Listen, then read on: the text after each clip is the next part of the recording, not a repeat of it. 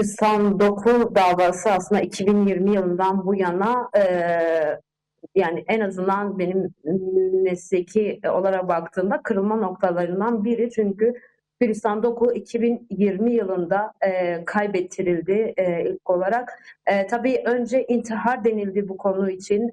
Daha sonra tabii intihar olmayacak şekilde deliller ortaya çıktı. Tabii ailenin özellikle intihar söylemini kabul etmemesi, Gülistan'a farklı bir yönelimde bulunulduğuna ilişkin iddiaları tabii hem kadın örgütleri hem basın tarafından da destek bulunca tabii bu artık intihar ve tabii toplanan deliller neticesinde intiharın dışında bir şey olduğunu gösteriyordu. Ve uzun seneler boyunca artık Gülistan Doku nerede sorusu hepimizin kulağına aşina olan ve gerçekten Türkiye'de ve Kürdistan'da katledilen kadınların ya da kaybettirilen kadınların akıbetine ilişkin evet bir mekanizma hala sorguluyor. Yani bir kadın katledildiğinde ya da kaybettirildiğinde ya da şüpheli bir ölüm söz konusu olduğunda artık buna intihar denilemeyecek bir noktaya geldi. Benim için Gülistan Doku dosyası bu anlamda bir kırılma noktasıydı. Ailenin özellikle yoğun ısrarı çoğu zaman, çoğu yerde Doku ailesinin her yerde sesini duyurmaya çalışması. Yani bu herhangi bir eylem 8 Mart'larda yani her yerde aile Gülistan Doku nerede demeye devam etti. Tabii bununla birlikte bir soruşturma durumu da söz konusuydu. Ancak başından itibaren etkin bir soruşturmanın gerçekleşmediğinin aslında farkındaydık. Çünkü kadın cinayetlerinde her zaman gördüğünüz gibi bir gizlilik kararı vardı. Bilgiler az geliyordu. Ve bu 6 seneye baktığımızda aslında Gülistan Doku dosyasında devletin etkin bir soruşturma yürütmemesinden dolayı bugün birçok Gülistan vakası yaşandı. Birçok Gülistan tabii bunlar Rojin Kabayiş, Rojbelat Kızmaz, Şule Çelt, hatırlarsınız Yeldan Kahraman, İpek Er, yani bir sürü Gülistan aslında ortaya çıktı, olayı oldu ve şu an bunların da ortak noktası şu genelde. Bu şüpheli ölümler öncelikle intihar deniliyor bu konuda. Ardından eğer ısrarlar olursa eğer aileden, kadın örgütlerinden, demokratik kamuoyundan bir tepki gelirse soruşturma aslında uzun bir zamana yayılıyor ve bir netice de alınamıyor. Belki bu davalar arasında şu an bir neticeye yaklaştığımız tek dava da zaten Gülistan Doku davası. Bu da aylar önce aslında bir itirafçının bu davada ailenin avukatıyla iletişime geçmesi, itirafta bulunması, sonrası aslında bir şeylerin geliyor olduğunu fark ettik. Tabii bunun içerisinde çok da şaşırmadığımız sürekli aslında belki çünkü bu ölüm katlediliş sonrasında özellikle polisin, emniyetin, Gülistan'ın erkek arkadaşı Zeynel'in üvey babasının polis olmasından dolayı çok şüpheler vardı. Kamuoyunda da çok şüpheler vardı. Nitekim bu şüpheler doğrulandı ve hatta çok daha fazlasını gördük biz burada. Sadece erkek arkadaşının üvey babası değil, aslında topyekün bir devlet erki güç odağının bu işin içerisinde olduğunu görüyoruz biz 2 gündür. 13 kişi gözaltına alındı. Buna baktığımızda Tunceli Valisi'nin oğlu da içerisinde. Ancak Tunceli Valisi'nin kendisi için herhangi bir işlem yapılmamış durumda. Ancak oğlunun genelde bu dosyalarda eğer kişi devletle herhangi bir güç odağıyla zaten iletişim halindeyse ya da kolluk kuvvetlerine yakınsa ya da kolluk kuvvetinin bir üyesi ise zaten otomatik olarak bu soruşturmalarda etkin soruşturmayı biz göremiyoruz. Çünkü öncelikle gizli kararı geriliyor, daha sonra intihar deniliyor bunun adına, ancak o soruşturma tamamlanmıyor. Tabii bu zamana yayılıyor, sadece söylemlerde kalıyor. Bugün geldiğimiz noktada ise aslında birçok ayrıntı, belki şunu söylemek gerekiyor. Adalet Bakanlığı evet bir açıklama yaptı 2 gün önce. Bu gözaltıları söyledi. Çok şaşırmadık. Ancak şu belki dikkat çekici olur. Şimdi Adalet Bakanı Akın Gürlek dedi ki başsavcımız bana delilleri topladığını söyledi. Ucun nereye giderse gitsin cümlesini kurdu. Yani sorumluların bir şekilde cezalandırılması gerektiğini söyledi. Biz de şuraya bakıyoruz. Aslında şunu sorgulamak gerekiyor bu saatten sonra adaletin sadece bu 13 kişiyle kalmayacağı bir durum. Artık sadece bu 13 kişi değil. Çünkü dönemin Adalet Bakanı Abdülhamit Gül özellikle bu durumda o zaman görevde olan Abdülhamit Gül bu işin neresinde diye sormak gerekiyor. Yine ondan sonra Bekir Bozdağ, ondan sonra Yılmaz Tunç ve o süre bu 6 yıl boyunca burada görev almış. Bu dosyayı bir şekilde biliyor olan ya da bu delillerin toplanmamasının, etkin soruşturmanın yürütülmemesini en azından sorgulayan birileri var mıdır, yok mudur? Bunu da sormak gerekiyor. Bugün artık Şunu sormak istiyorum, yani hani bir taraftan da biraz önce senin de bahsettiğin gibi, yani Tuncay Soner'in meseleye dahliyle ilgili aslında bir henüz adım yok, yani bakanlıktan doğru bununla ilgili bir adım henüz yok. Her ne kadar ucu nereye giderse gitsin şeklinde bir açıklama yapılsa da yani bununla ilgili bugün az önce de paylaştık, aslında gözaltındaki faillerden bir tanesi, polis memurlarından bir tanesi bizzat Tuncay Soner'in kendisine bu delilleri silmesini istediğini ifade etmiş oldu. Aslında bu bile başlı başına bu soruşturmanın genişletilmesi gerektiğini de gösteren bir şey. Ama ben buradan doğru şunu esas da sormak istiyorum. Yani biz benzer tüm davalarda şöyle bir tablo görüyoruz. Yani daha önceki dava süreçlerinde de benzer bir şekildeydi. Önce bir gizlilik kararı veriliyor. Hemen ardından ya da mesela o sıra el altından bir şekilde bilgi yağmuruna tutuluyoruz biz. Yani aslında gerçeklerin de bir şekilde manipüle edilmesine sebep oluyor. Yani gazetecilik açısından bu neyi zorlaştırıyor? Biraz belki bu kısmını da kısaca tartışabiliriz. Ardından da hani bu meselenin biraz önce senin de bahsettiğin gibi devletin kurumlarında yer alan kişilerle bağlantısı üzerine de biraz konuşabiliriz. Tabii ki aslında bu gibi durumlarda en çok karşılaştığımız olay Narin Güran cinayetiydi.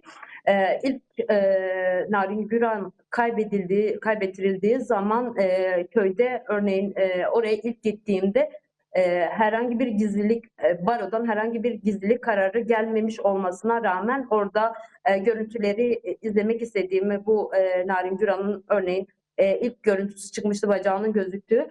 Onu izlemek istediğimi ve kayda almak istediğimi söylediğimde herhangi bir gizlilik kararının geleceğini söylediler. Ben hani o zaman baroyla iletişime geçtim ancak bir gizlilik kararı yoktu. Daha sonra henüz sadece bir kayıp vakası iken bu duruma gizli kararı gelecekti. O gün onu fark ettim. Ve diğer örneğin Rojin Kabayiş dosyasında da bu böyle.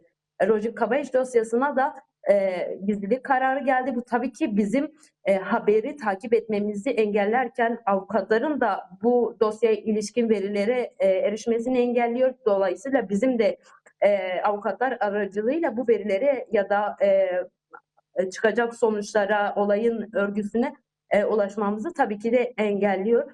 Özellikle gizlilik kararı verilen dosyalarda şu yani bir tesadüf değil.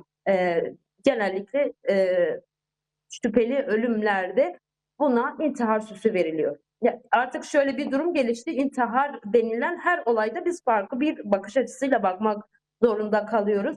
Örneğin Rojin Kabayiş'te evet onda da intihar denildi. Ancak yine Doku ailesi gibi Kabayiş ailesi de bunun bir intihar olamayacağını ısrarla söyledi. Ve yine gelin görün ki yine bir güç odağıyla bağlantılı olan Van Üniversitesi rektörü ilk olarak Rojin'in babası Nizamettin Kabayiş'i senin kızın intihar etti dedi. Nasıl ki Tuncay Soner Doku ailesine kızınız intihar etti dediyse aynı durum Van'da da yaşandı. Birbirinden çok farklı zamanlarda ama aynı sistemle. Bugün hala Kabayiş ailesi de bir adalet beklentisi içerisinde ve aslında bunların açığa çıkmasını, bu gizlilik soruşturmasının hani kaldırılmasını ve hakikatin ortaya çıkmasını bekliyorlar. Şöyle bir durum çok önemli. Aileleriyle konuştuğumuz zaman özellikle bir gün bile yani adaletin yerini bulması için çok önemli. Biz 6 yıldan bahsediyoruz Gülistan Doku için. Rodin Kabayiş için 2 seneden bahsediyoruz. Narin Güran için yine neredeyse 1 yıla aşkın süre geçti. Bir gün bile aileler için çok önemli. En son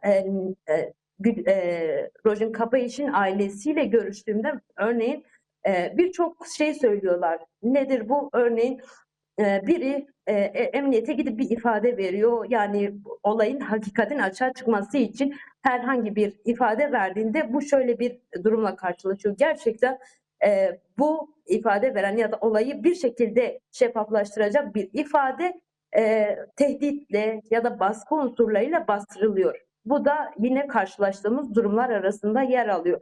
Yine tabii Gülistan Doku dosyasında da Rojbelat Kızmaz örneği yine şüpheli durumlardan birisi ki Roji'nin de özür dilerim Gülistan'ın da yakın arkadaşıydı ve soru işaretleri bitmiyor.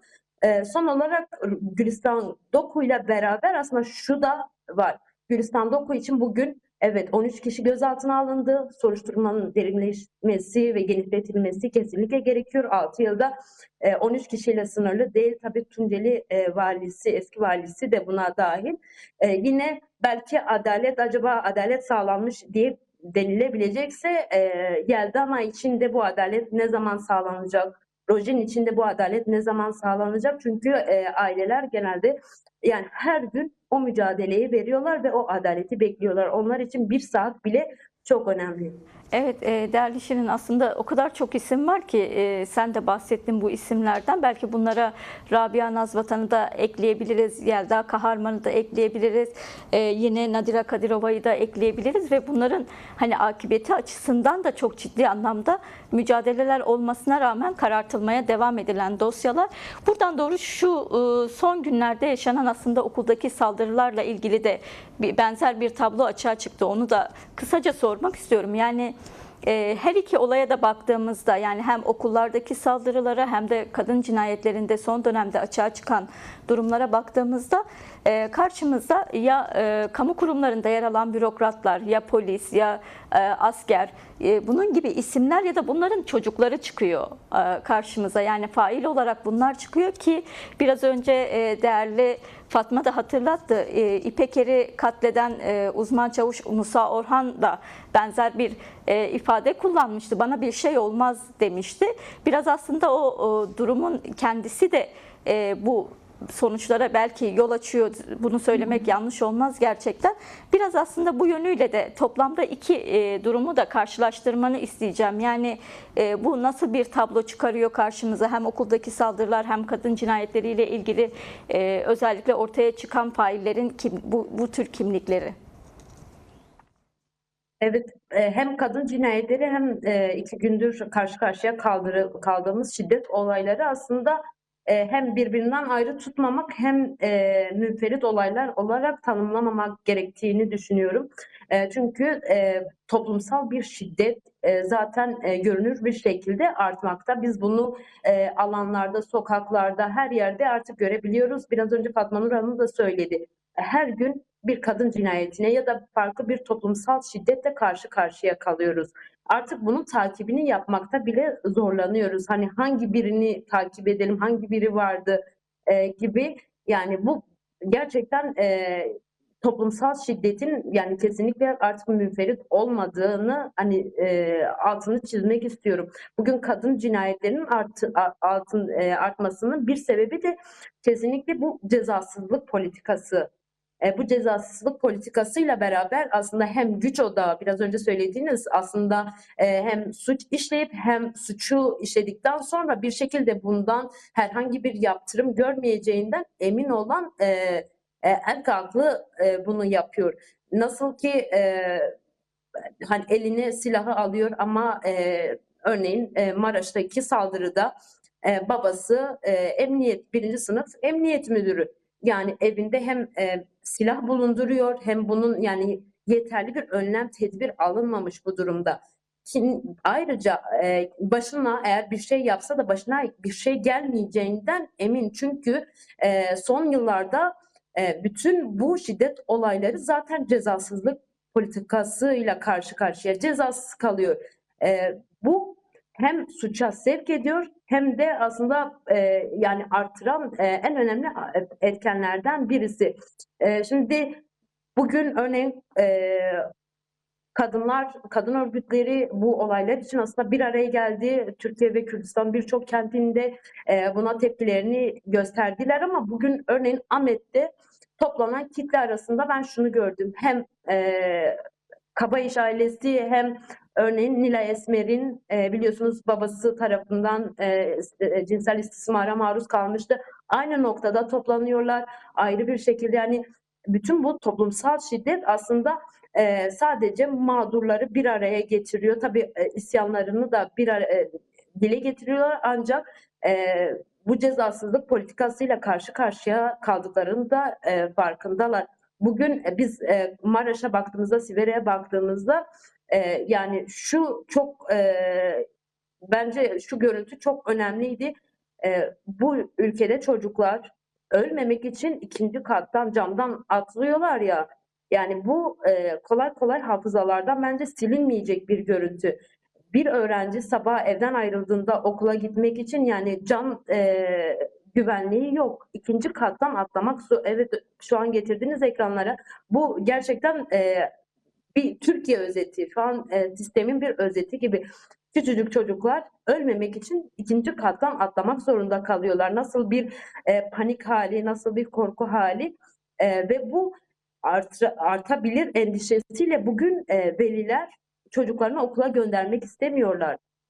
Sınıflar boş kalıyor. Bu bir yandan da şunu sorgulatıyor. Eğitim sisteminin aslında nereye gittiği. Tabii bu genç çocuklar bir yandan şu da var sosyal medyada bu çocukları aslında direkt hedef gösteren paylaşımlar da yapılıyor. Bence bu da çok korkunç çünkü bu çocuklar 18'ini doldurmamış çocuklar ve biz zaten bu çocukları suçlu olarak değil, suça sürüklenen çocuklar olarak kabul ediyoruz. Çünkü yetişkinlerin kurduğu bir düzende çocuklar suçlu değildir, suça sürüklenmiştir. Bugün nasıl bir yani bir öğrenci nasıl bir yerden silah bulup okulu bu şekilde korkunç bir şekilde başkalarını öldürebiliyor? Ya da bu sistemin sorunudur aslında. Bu artık sadece münferit bir ailenin, bir öğrencinin sorunu değil. Biz buna böyle bakarsak zaten çözüm noktasında herhangi bir yol kat edemeyiz.